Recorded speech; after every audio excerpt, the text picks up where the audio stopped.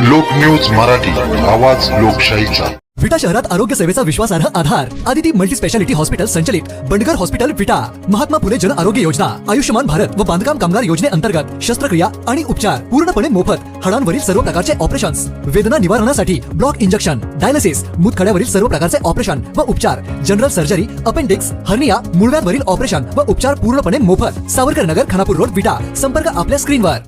जिल्हा परिषद आणि पंचायत समिती निवडणुकीचा उमेदवारी अर्ज भरण्याचा शेवटचा दिवस आहे।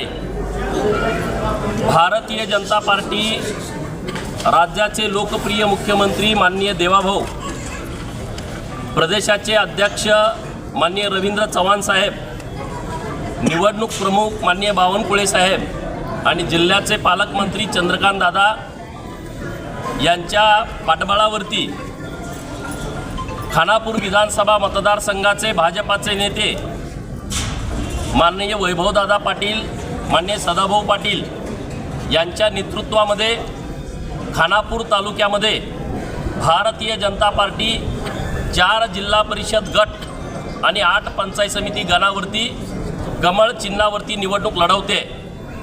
आज सर्व गट आणि गणातून भारतीय जनता पार्टीचे उमेदवारांनी उमेदवारी अर्ज दाखल केलेला आहे। खानापूर तालुक्यातील मायबाप जनतेला नम्र विनंती आहे, आव्हान आहे, भारतीय जनता पार्टीच्या विकासाच्या कामासोबत आपण सर्वांनी यावं।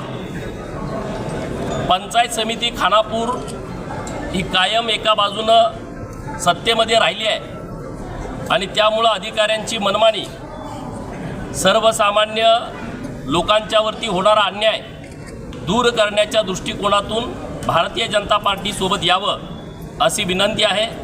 आमचे सर्व उमेदवार निष्कलंक, चारित्र्यसंपन्न, वेल एज्युकेटेड आहेत। सामाजिक कामामध्ये नेहमी अग्रेसर असणारे सर्व उमेदवार भारतीय जनता पार्टीनं उभे केलेले आहेत।